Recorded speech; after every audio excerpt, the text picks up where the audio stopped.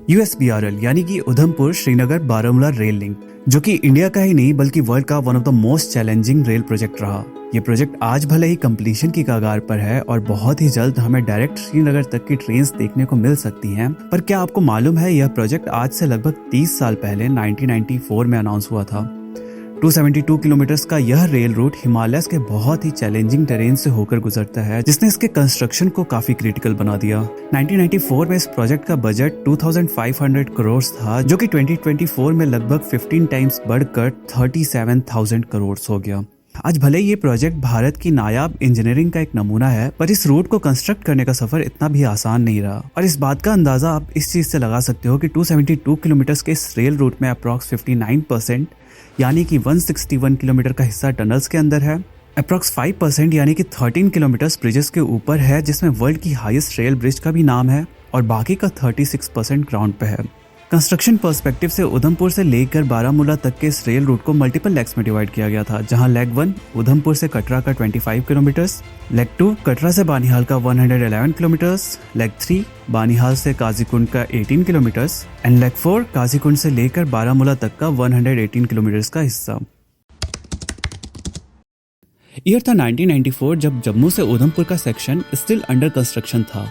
तो तब के railway minister CK Jaffer Sharief ने Qazigund Srinagar Baramulla rail link announce किया, यानी कि एक ही स्टेट में एक डिसकनेक्टेड रेल नेटवर्क बनने वाला था, जहां उधमपुर तक बाकी रेल नेटवर्क से कनेक्टेड रूट्स, वहीं कश्मीर वैली में काजीकुंड से लेकर बारामूला का एक आइसोलेटेड रूट।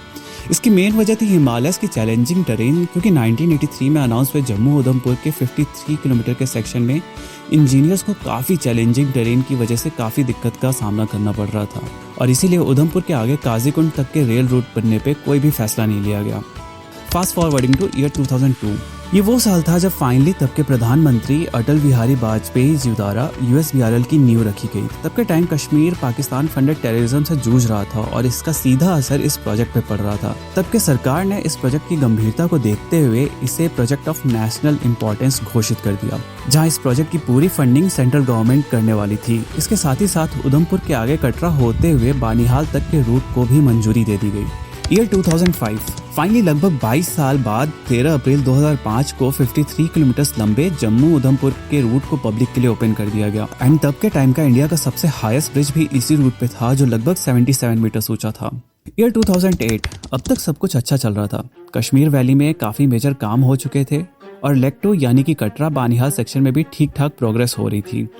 बट सितंबर 2008 में मिनिस्ट्री ऑफ रेलवेज ने काफी शॉकिंग फैसला लिया, जहां लेग 2 यानी कि कटरा से लेकर बानिहाल के एग्जिस्टिंग अलाइनमेंट को जियोलॉजिकल इनस्टेबिलिटी को देखते हुए कैंसिल कर दिया गया।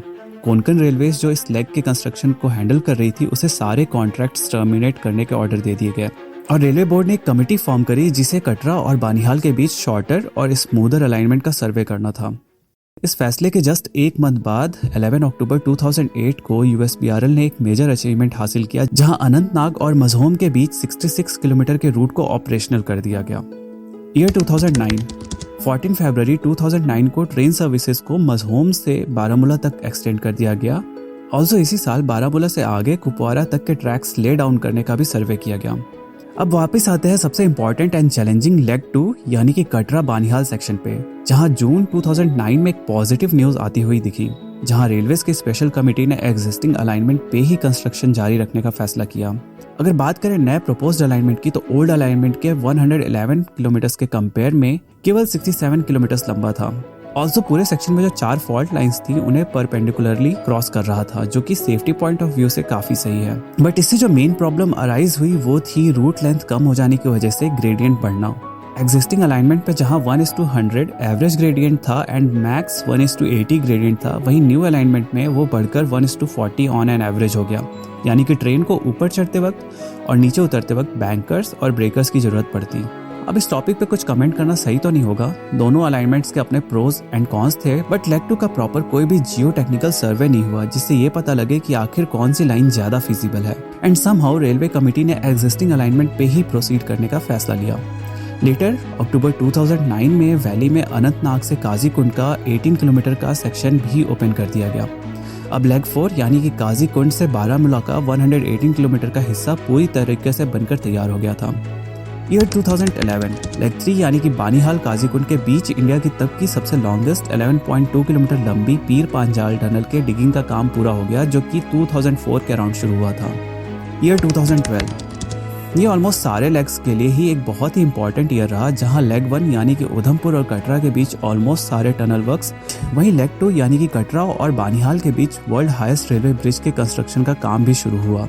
वहीं लेग 3 यानी कि बानीहाल काजीकुंड पे 12 दिसंबर 2012 को पहली बार इंडिया के लॉन्गेस्ट टनल से होते हुए ट्रेन बानीहाल पहुंची। Year 2013 finally on June 26, 2013 leg 3 यानी कि काजीकुंड और बानीहाल के बीच का काम पूरा हो गया और ट्रेन अब डायरेक्टली बानीहाल से कश्मीर वैली जाने लगी।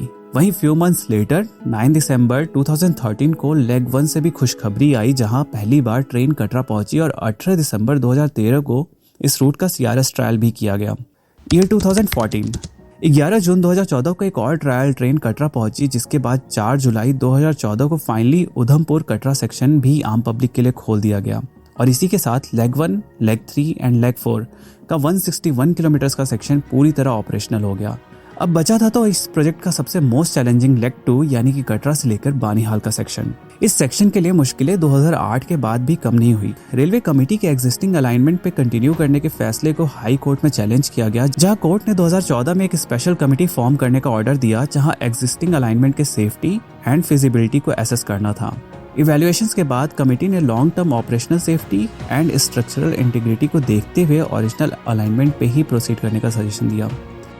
ईयर 2015 लेग 3 जो कि 111 किलोमीटर लंबा है, जिसमें 97 किलोमीटर टनल में है, जहां टोटल 27 टनल्स हैं, जिसमें इंडिया की लॉन्गेस्ट टनल T50 भी है, जिसकी लेंथ 12.77 किलोमीटर है और 7 किलोमीटर के ब्रिजेस है, जहां 37 major bridges and 10 minor bridges हैं, जिसमें वर्ल्ड का हाईएस्ट रेल ब्रिज यानी कि चेनाब रेल ब्रिज भी शामिल है। 2015 के एंड तक अप्रॉक्स 65% टनलिंग वर्क्स और 45% ब्रिज वर्क्स कंप्लीट हो गए थे। ईयर 2024 15 फरवरी 2024 वो दिन था जब लेग 3 के पहले सेक्शन यानी कि बानीहाल से सांगलदान के बीच में सीआरएस ट्रायल्स हुए और फाइनली 20 फरवरी 2024 को कश्मीर की पहली इलेक्ट्रिक ट्रेन बारामूला और सांगलदान के बीच फ्लैग ऑफ की गई। फर्दर जून 28, 2024 को एक और मेजर सेक्शन यानी कि सांगलदान और रियासी के बीच का 46 किलोमीटर का सेक्शन पे सीआरएस ट्रायल किया गया, जिसमें वर्ल्ड का हाईएस्ट रेलवे ब्रिज भी शामिल था। और अब बचा था तो बस रियासी से लेकर कटरा तक का 17 किलोमीटर का सेक्शन, जहां पे एक मेजर हर्डल था T1 या फिर कह ले T33। अप्रॉक्स 3.2 किलोमीटर लंबे इस टनल में सीपेज की प्रॉब्लम थी, जिसकी वजह से इस सेक्शन को ओपन करने में डिले हो रहा था, जो कि फाइनली दिसंबर 2024 तक रिजॉल्व कर लिया गया एंड फाइनली लेग 2 के फाइनल सेक्शन यानी कटरा और रियासी के 17 किलोमीटर के सेक्शंस पे ट्रायल्स शुरू हुए। ईयर 2025 7 और 8 जैन को कटरा और रियासी के बीच फाइनल सीआरएस इंस्पेक्शन हुआ, जहां 7 जनवरी को कटरा से रियासी तक के सेक्शन को इंस्पेक्ट किया गया। वहीं 8 जनवरी को कटरा से लेकर बानीहाल और वापस कटरा तक 110 किलोमीटर पर आवर की स्पीड पे इंस्पेक्ट किया गया। 15 जनवरी 2025 को फाइनली कटरा से लेकर बानीहाल तक के सेक्शन को फाइनल सीआरएस अप्रूवल मिल गया है, जहां कटरा से लेकर बानीहाल तक की max permissible speed 85 kilometre per hour होने वाली है और बहुत ही जल्द प्रोबेबली 26 जनवरी को इस रूट को आम पब्लिक के लिए खोल दिया जाएगा, जहां कटरा और श्रीनगर के बीच एक वंदे भारत और 2 एक्सप्रेस ट्रेन चलने वाली है। और फाइनली यूएसबीआरएल प्रोजेक्ट अनाउंस होने के 31 ईयर्स बाद फुल्ली नेशन को डेडिकेट कर दिया जाएगा। अगर ये वीडियो आपको पसंद आया हो तो वीडियो को लाइक करना, चैनल को सब्सक्राइब करना। तब तक के लिए thanks for watching. Until then keep rail fanning.